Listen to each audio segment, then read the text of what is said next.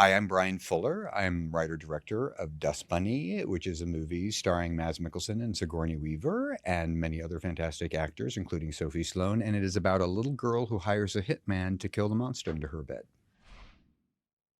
The main inspiration is to tell a movie that is hopeful for kids and that celebrates traumatized children and the traumatized child in all of us, and to mostly have fun. And if you see yourself in Aurora, maybe learn a thing or two about managing your feelings. Well, let me say a little bit about the film because it's such a wonderful film. It to me is an instant children's classic. Aurora, who's the little girl played by Sophie Sloane so beautifully, is in some trouble.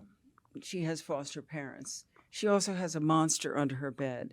And so she engineers her whole life to avoid getting eaten. She uses a sort of a kind of poof on, that's shaped like what was it, an elephant, a hippo. She rows herself around her apartment so she won't touch the floor. She's really resourceful. She's a great heroine. And I used to work a lot with Maurice Sendak. We were trying to start a children's opera company. And to me, the movie has a lot of those wonderful Sendak elements.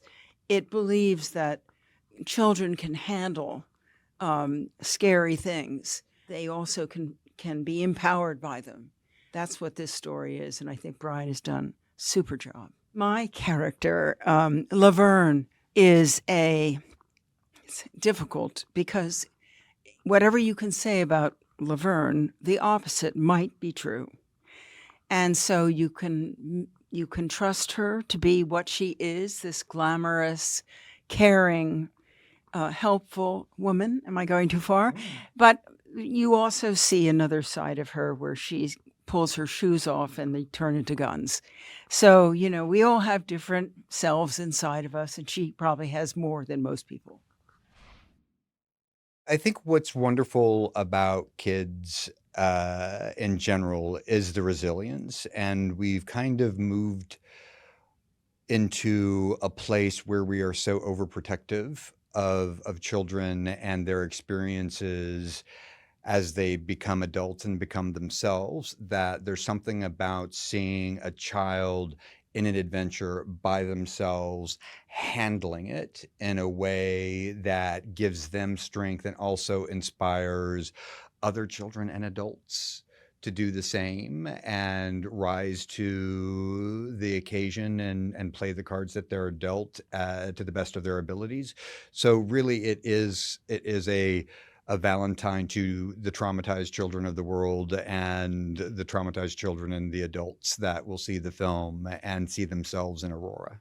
And we had the great Mads Mikkelsen working with us. I'm a huge fan, and it was such a thrill to work with him. He's so awesome in the movie, and he and Sophie are like fused. And that was one of my favorite things about working on the film was the mutual admiration and respect and the general tickledness that both Maz and Sigourney had about working with each other. So I found that to be so charming because you have these professional, iconic performers who are both smitten with each other in professionally, and they're both incredibly charming. And each of them had sort of a different way of expressing it privately to me, but not to each other, that I found so delightful. And it just goes to, regardless of experience, regardless of the number of films that you've made,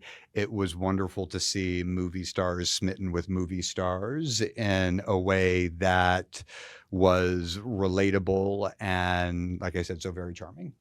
Oh my goodness. Can you talk a little bit about keeping that ambiguity throughout the film? Well, yes, I think one of the things that we would love is for the audience to have one version of the story that they assume is happening, and then to have a pleasant surprise with the turns. You don't want to give away spoilers, but there's something about fantasy or genre movies or fairy tale movies that if we ground too much of them in reality, as an audience member, I get a little disappointed because I bought in to the world and I don't want it shattered with an unexpected twist. So hopefully we keep the audience engaged and keep them surprised. I think it's a big part of the story that we hear her talk about this dust bunny under her bed.